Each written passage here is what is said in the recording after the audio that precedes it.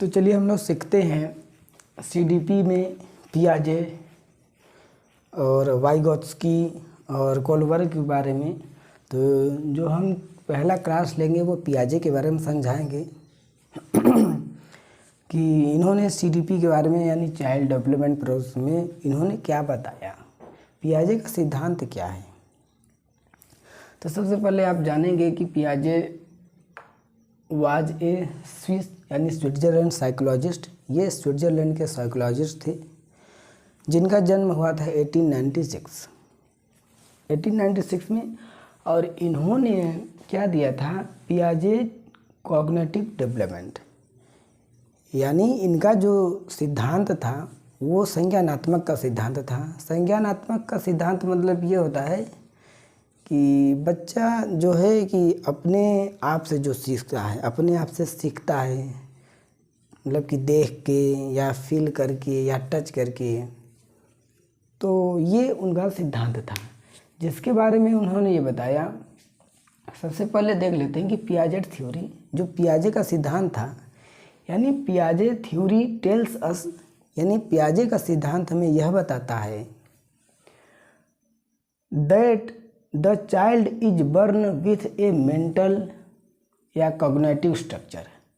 यानी पियाजे का सिद्धांत यह बताता है कि जब बच्चा जन्म लेता है तो मेंटल कॉग्निटिव स्ट्रक्चर यानी मानसिक या संज्ञानात्मक या मानसिक या संरचनात्मक स्ट्रक्चर के साथ वो जन्म लेता है। मानसिक या संज्ञानात्मक संरचना के साथ क्या करता है, जन्म लेता है। विच डेवलप यानी जो मतलब कि विकास करता है, एंड अटेंस यानी प्राप्त करता है, मैक्सिमम ग्रोथ यानी ज़्यादा से ज़्यादा around the age of 14th और 15th ईयर, यानी जो विकास प्राप्त करता है बच्चा 14 से 15 साल के अंदर तक। यानी पियाजे का सिद्धांत, आपको बस यही जानना है कि पियाजे का सिद्धांत ये था कि जब बच्चा जन्म लेता है तो अपने संज्ञानात्मक विकास के साथ जन्म लेता है, जो वह अपने 14 से 15 साल की उम्र तक प्राप्त कर लेता है। यही है। तो इन्होंने 4 एलिमेंट्स यानी 4 तत्वों के बारे में भी बात किया था।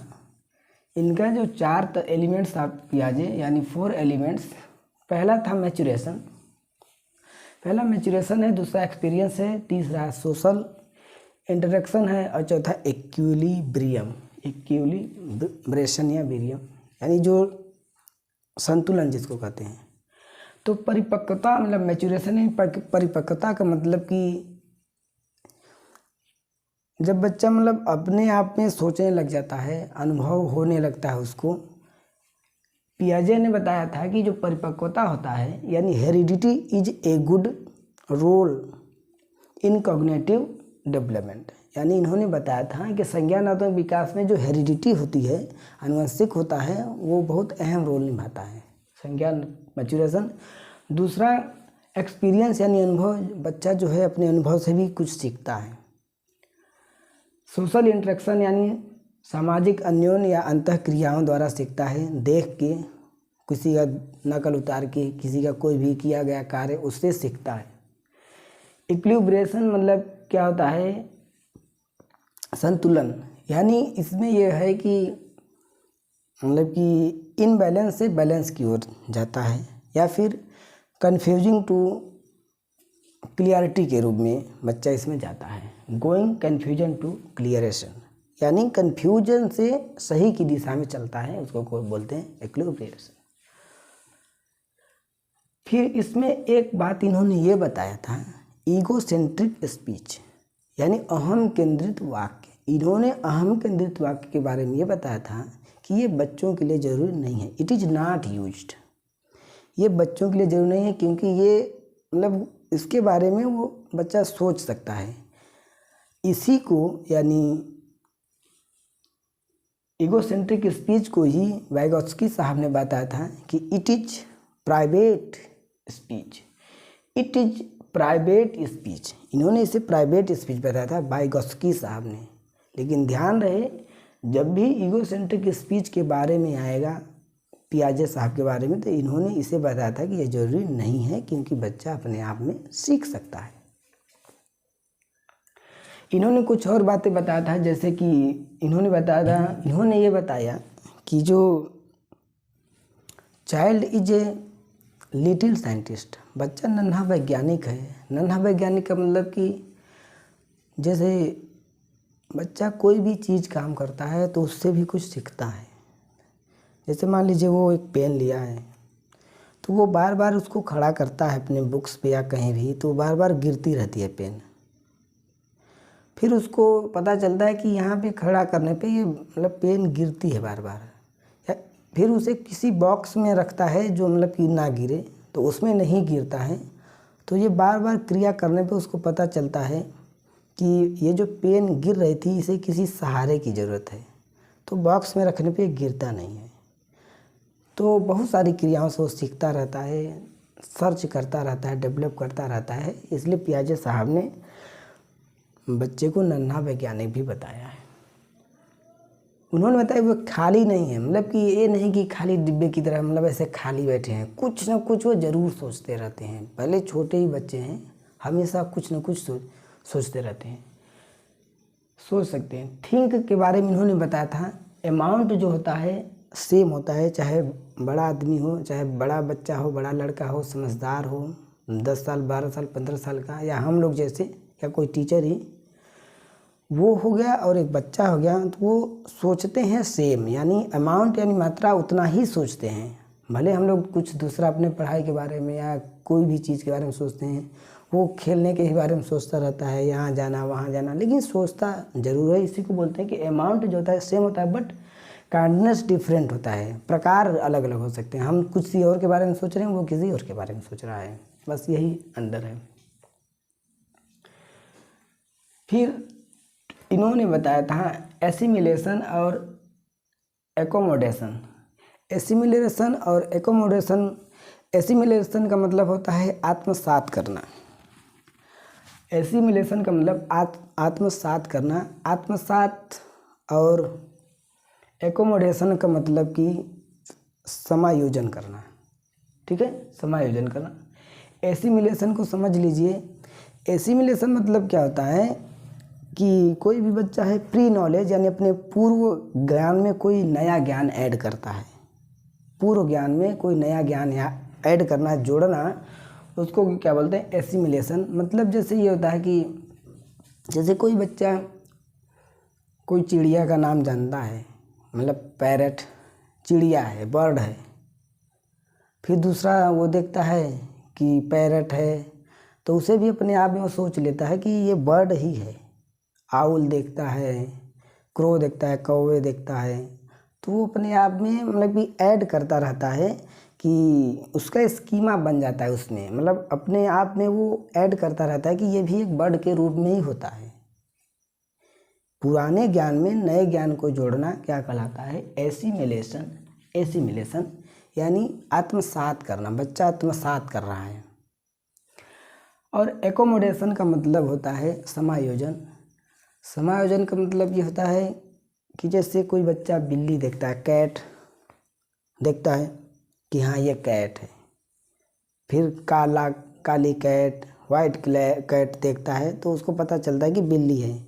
फिर कुछ दिनों में वो मतलब कि बाद में कोई मान लो डॉग देखता है, उसके भी 4 पैर है, एक पूँछ है, मुंह है, तो वो भी कहता है हाँ ये भी कैट है, सफ़ेद कैट है या ग्रीन रेड कैट है, जो भी। लेकिन उसे जब बाद में पता चलता है, कोई उसको बताता है नहीं ये कैट नहीं, इसको डॉग बोलते हैं, वो मतलब उसकी आवाज़ चेंज हो जाती है, जैसे बार्किंग करने लगता, भौंकने लगता है, या फिर उसका अलग ही बिहेवियर होता है। तो कोई दूसरा बताता है कि ये डॉग है, कैट नहीं है, तो वो क्या करता है, अपने स्कीमा को यानी जो सोचता है उसके बारे में वो नए तरीके से परिवर्तन करता है, उसे एडजस्ट करता है, उसे मॉडिफाई करता है, नए तरीके से बनाता है। जो स्कीमा बना हुआ है उसको परिवर्तन करता है। ठीक है, तो यहाँ पे देखते हैं जैसे एसिमिलेशन, एकोमोडेशन। एसिमिलेशन का मतलब आप जानिए, पुराने ज्ञान में नए ज्ञान को ऐड करना एसिमिलेशन कहलाता है। एक एसिमिलेशन यानी जैसे हमने बताया कोई बिल्ली है, कैट देखा, फिर दूसरा बिल्ली देखा, तो वो इक्विलिब्रेशन में रहता है, यानी संतुलन में रहता है कि हाँ जो चीज़ हमने देखा था वही चीज़ ये भी है। फिर उसके बाद जो न्यू स्ट्रक्चर देखता है, यानी डॉग ही देख, जैसे हमने बताया कि या फिर कोई डॉग देखता है, न्यू स्ट्रक्चर है, उसके सामने न्यू स्ट्रक्चर नया कोई आ जाता है संरचना, वो भी उसे कैट ही सोचता है, लेकिन दूसरे के द्वारा जब सोचता है कि नहीं ये कैट नहीं है डॉग है, इसकी अलग क्रिया है, इसका अलग नाम है, अलग चीज़ है, तो हो जाता है डिसइक्विलिब्रियम में, यानी असंतुलन की ओर चला जाता है। तो फिर उसको असंतुलन में जाता है तो उसे अपने स्कीमा को चेंज करना पड़ता है, परिवर्तन करना पड़ता है, उसे पहचानना पड़ता है कि नहीं ये कैट नहीं है डॉग है। तो नए तरीके से परिवर्तन करके मॉडिफाई करके उसे पहचानना, स्कीमा बनाना, उसे कहते हैं एकोमोडेशन। अब मैं बार बार स्कीमा का बोल रहा हूँ तो स्कीमा का मतलब समझ लीजिए। स्कीमा मतलब, इसको हिंदी में भी स्कीमा भी कहते हैं। स्कीमा का मतलब ये होता है मानसिक संरचना। मानसिक संरचना यानी इसका मतलब कि जैसे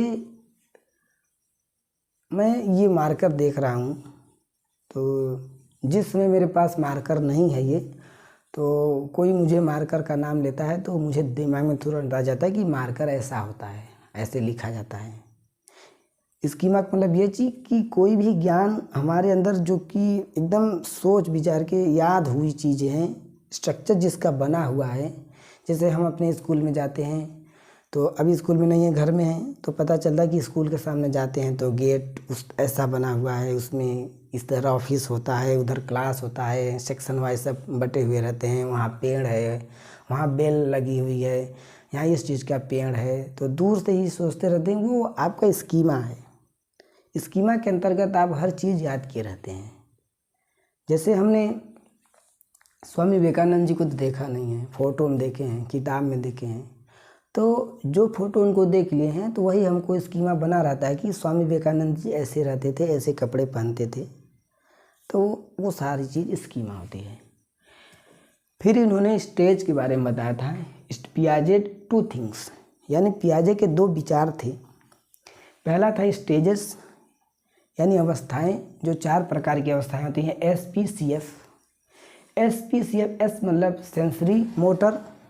सेंसरी मोटर को कहते हैं इंद्रिय गामक अवस्था, इसके बारे में भी हम अलग से समझाएंगे। और दूसरा होता है प्री ऑपरेशनल, यानी पूर्व संक्रियात्मक अवस्था।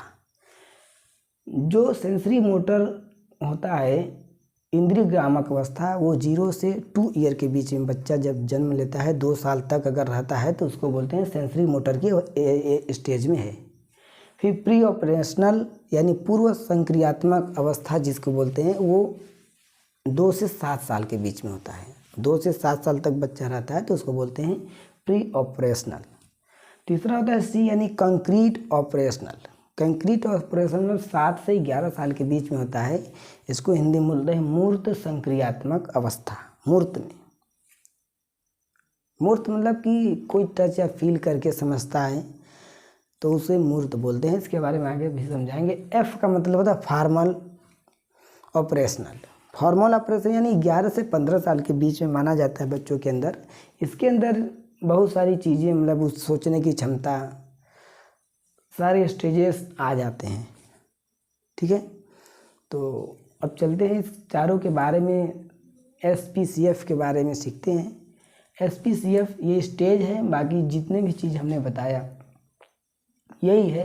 पियाजे उसके बाद ख़त्म हो जाएंगे, मतलब पियाजे का थ्योरी जो है वो ख़त्म हो जाएगा। तो इसके बारे में चलिए अलग अलग हम लोग देखते हैं। पहला है सेंसरी मोटर, यानी इंद्रिय गामक अवस्था।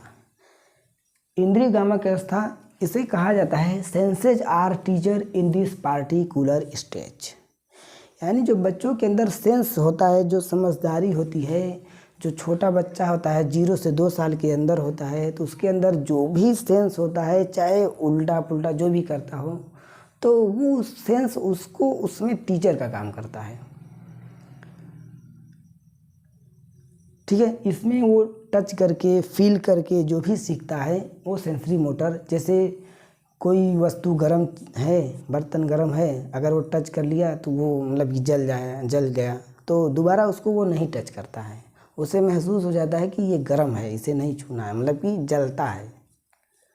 टच करके, फील करके, देख करके जो समझे वही क्या कहलाता है, सेंसरी मोटर। इसमें इन्होंने ये भी बताया था कि ऑब्जेक्ट परमानेंस, ऑब्जेक्ट परमानेंस के बारे में। ऑब्जेक्ट परमानेंस मतलब होता है वस्तु स्थायित्व। क्या होता है? वस्तु स्थायित्व। वस्तु स्थायित्व का मतलब किसी वस्तु को जो देखेगा, किसी वस्तु को, मतलब कि मान लीजिए बच्चा है छोटा, मान लो वो किसी खिलौने से खेलता है तो वो उसकी आदत बन जाती है। अगर हम उस खिलौना को बाद में छिपा लेते हैं तो उसके लिए वो रोने लगता है। या कि कोई चीज़ जो वस्तु को देख लेता है तो उसको पता चल जाता है कि ये चीज़, ये खेलने वाली चीज़ है, इससे हम खेलते हैं। अगर उसको हम हटा देते हैं वहाँ से या फिर अलग रख देते हैं तो उसके लिए वो रोने लगता है। तो इसको बोलते हैं ऑब्जेक्ट परमानेंस, यानी वस्तु स्थायित्व। एक होता है डेफर्ड इमिटेशन। क्या होता है? Deferred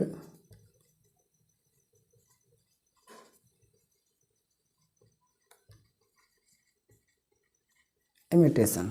deferred imitation, deferred imitation का मतलब ये होता है आपको देखकर, मतलब कि डेफर्ड ऑफ इमिटेशन का मतलब होता है जैसे हम ही हैं, पढ़ा रहे हैं, अगर कोई बच्चा देख रहा है छोटा सा, तो अभी नहीं, बाद में वो वही चीज़ काम करता है कि ये ऐसे पढ़ाया जाता है। या फिर मैं कोई वस्तु, कोई काम कर रहा हूँ, कोई भी काम कर रहा हूँ, तो छोटा बच्चा देख के सीखता है और बाद में वही चीज़ काम वो भी करता है, करने के लिए सीखता है।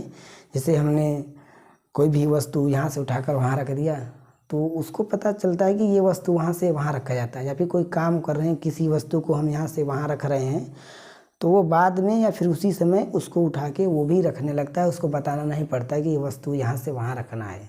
तो वही होता है डेफर्ड इमिटेशन। उसके बाद होता है एक और होता है गोल्ड डायरेक्टिव या direction behaviour. Gold direction behaviour, इसका मतलब होता है लक्ष्य निर्धारित। क्या होता है? लक्ष्य निर्धारित। लक्ष्य निर्धारित का मतलब ये होता है कि कोई वस्तु देखकर कहाँ पे रखी है, मतलब कि दूर रखी है वस्तु, तो उसको लक्ष्य निर्धारित करके उसके पास वो जाने की कोशिश करता है। कोई भी दूर रखी वस्तु या कोई भी वस्तु अगर रखी है तो वो उसको उसके पास जाने की कोशिश करता है, उसको बोलते हैं गोल्ड डायरेक्शन बिहेवियर। ऑपरेशनल, यानी जो 2 से 7 साल के बीच में बच्चों को होता है, पूर्व संक्रियात्मक अवस्था के जब होता है तो इसमें क्या होता है, लॉजिक आने लगता है, थोड़ा बहुत लॉजिक आने लगता है, यानी सोचने की क्षमता बढ़ जाती है। इसमें ईगोसेंट्रिक जो स्पीच है, अहम केंद्रित वाक्य जो होता है, या फिर सेल्फ सेंटर्ड, इसके बारे में बताया था। मतलब कि इसका मतलब ईगोसेंट्रिक मतलब जैसे कोई बच्चा सोचता है कि जैसा मैं सोचता हूँ वैसे सब सोचते हैं। अगर मैं इसको मतलब पैरट सोचता हूँ कि पैरट है बच्चा, तो ये सब पैरट ही सोचते हैं। यानी अहम केंद्रित वाक्य, यानी सेल्फ सेंटर्ड, यानी वर्ल्ड सेंटर भी कहे हैं, वर्ल्ड सेंटर, यानी इसका मतलब जैसे वर्ल्ड सेंटर, अगर जो भी मैं समझ रहा हूँ वही चीज़ सब उसको समझ रहे हैं, इसको बोलते हैं वर्ल्ड। इन्होंने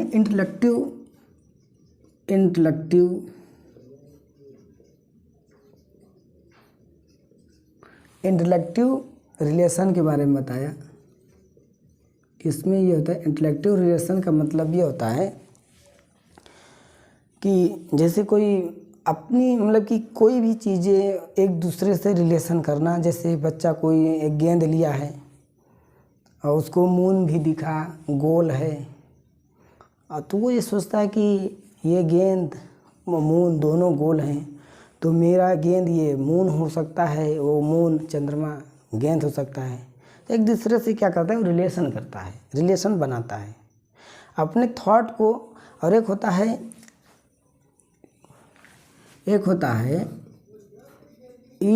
रिवर्सिबिलिटी।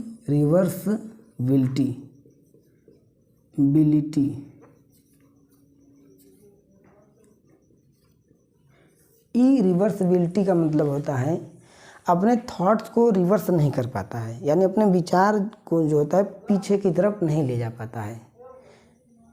अपरिवर्तन का गुण होता है, अपरिवर्तन करने का गुण होता है। जैसे वो सोचता है कि अगर 5 + 4 9 है, तो उसको ये नहीं मालूम हो पाता कि 1 + 3 + 2 और +4 नहीं 3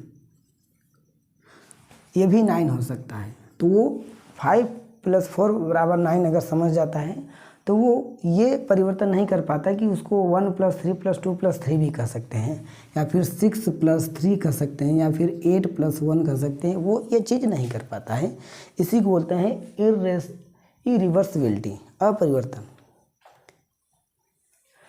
फिर इन्होंने एक और शब्द बताया इसके बारे में, एनिमिज्म। क्या? एनिमिज्म या फिर एनिमिज्म। एनिमिज्म में क्या होता है कि वो निर्जीव को सजीव समझने लगता है। कोई भी बच्चा है जो निर्जीव वस्तु है, निर्जीव वस्तु को क्या समझता है? सजीव। निर्जीव वस्तु को सजीव समझने लगता है। जैसे मान लीजिए किसी पत्थर से बच्चा थोड़ा सा टकरा के गिर गया, रोने लग गया, तो अगर उसे चुप कराने के लिए कोई उस पत्थर को 2-3 झापड़ मार देता है ऐसे, तो वो सोचता है कि हाँ अब उसको भी चोट लग गई है, तो चुप हो जाता है। मतलब कोई भी चीज़ वस्तु अगर उसको लग जाती है तो जो चुप कराने वाले होते हैं तो उसको मतलब कि निर्जीव वस्तु को ऐसे कहते हैं कि इसको मार दिए, हम भी तुम्हें मारते हैं। तो उससे बच्चा खुश हो जाता है और हंसने लगता है, चुप हो जाता है। तो निर्जीव वस्तुओं को भी वो सजीव मानने लगता है। चेयर पे गिर गया तो चेयर को आप मार दीजिए 1-2 चाटे, तो वो चुप हो जाने लगता है। तो ये चीज़ होता है एनिमिज्म। ठीक है। उसके बाद इन्होंने तीसरा जो बताया, तीसरा जो होता है SP हो गया सी मतलब concrete, concrete operational. Concrete operational जो होता है वो 7 से 11 ईयर के बच्चों के अंदर होता है। कंक्रीट ऑपरेशनल को बोलते हैं मूर्त संक्रियात्मक अवस्था। क्या बोलते हैं? मूर्त संक्रियात्मक अवस्था। मूर्त संक्रियात्मक अवस्था। ठीक है। मूर्त संक्रियात्मक अवस्था। और एक होता है अमूर्त। अमूर्त मतलब क्या होता है कि जो सोचना यानी कल्पना भी कर लिया जाता है, किसी भी वस्तु का कल्पना करो, उसको बोलते हैं अमूर्त। लेकिन मूर्त क्या होता है? जिसे वो टच या फील करके, महसूस करके, देख करके समझता है, उसको बोलते हैं कंक्रीट ऑपरेशनल। ठीक है। इसमें इन्होंने बताया था इंडक्टिव थॉट्स। इन्होंने बताया ये इंडक्टिव थॉट्स क्या होता है।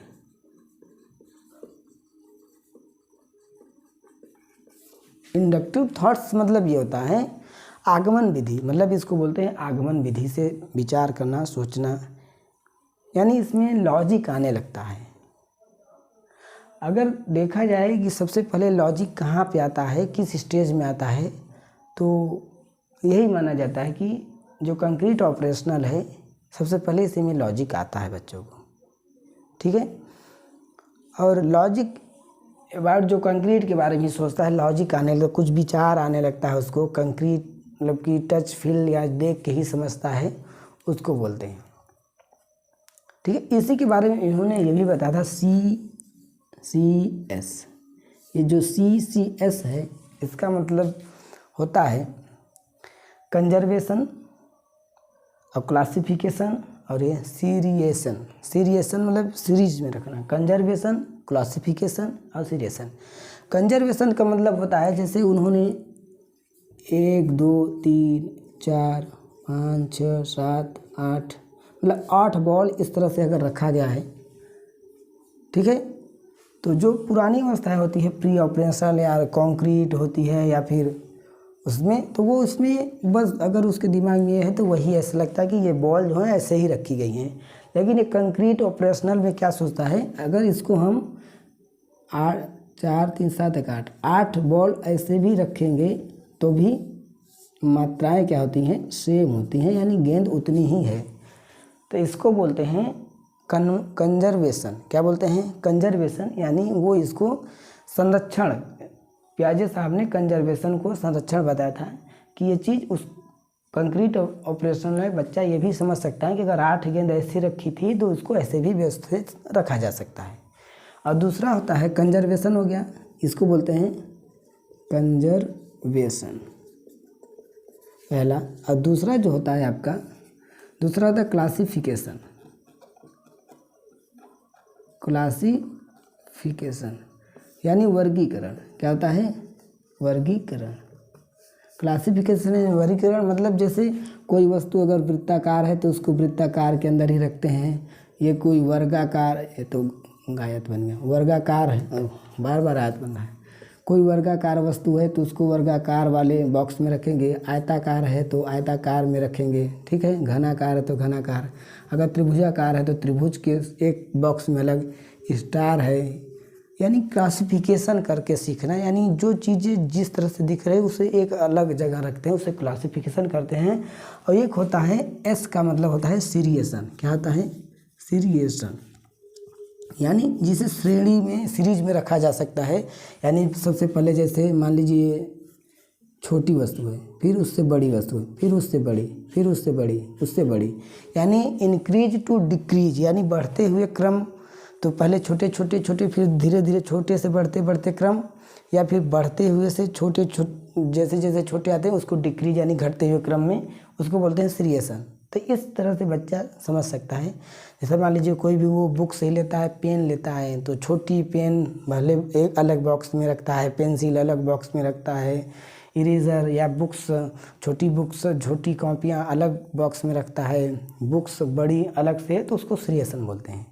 फिर उसके बाद आता है अंतिम जो स्टेजेस है इनका, फॉर्मल। क्या होता है, फॉर्मल ऑपरेशनल। फॉर्मल ऑपरेशन के बारे में जानेंगे, उसके बाद हम लोग पियाजे साहब से लेंगे विदा। तो चौथा इनका जो स्टेज था वो फॉर्मल स्टेज था, फॉर्मल ऑपरेशनल,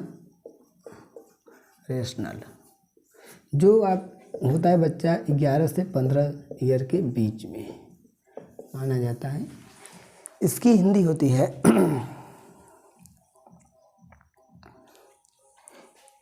ये जो होती है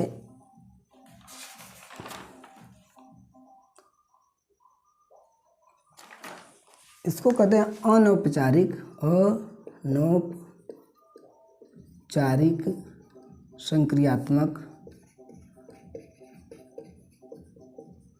संक्रियात्मक अवस्था। अनौपचारिक संक्रियात्मक अवस्था मतलब ये होता है अमूर्त। अमूर्त मतलब कि इसमें इतना मतलब कि डेवलप हो जाता है बच्चा कि जो विचार है उसके बारे में भी वो सोच सकता है, बिना देखे, बिना उसको टच किए भी उसके बारे में सोच सकता है। इसमें होता है डिडक्टिव अब्स्ट्रैक्ट हो जाता है, डिडक्टिव अब्स्ट्रैक्ट। डिडक्टिव अब्स्ट्रैक्ट का मतलब ये होता है कि थिंकिंग यानी जो सोच है दूसरे की चीज़ों को अपनी तरह से सोचना है, यानी दूसरे किस परेशानी में है या दूसरा क्या सोच रहा है, क्या काम कर रहा है, तो उसे अपनी तरह सोच लेना कि हाँ ये कोई काम है जो उसको समझ सकता है। इसमें हाइपोथेटिक भी हो जाता है, हाइपोथेटिक। हाइपो को मतलब ज़्यादा होता है, हाइपोथेटिक मतलब कि जो सोचना, जो सामने नहीं उसके बारे में भी सोच सकता है, जो सामने ना हो उसके बारे में भी सोच सकता है, तो जिसे टच या फील करने की ज़रूरत ना हो उसे उसके बारे में भी सोच सकता है।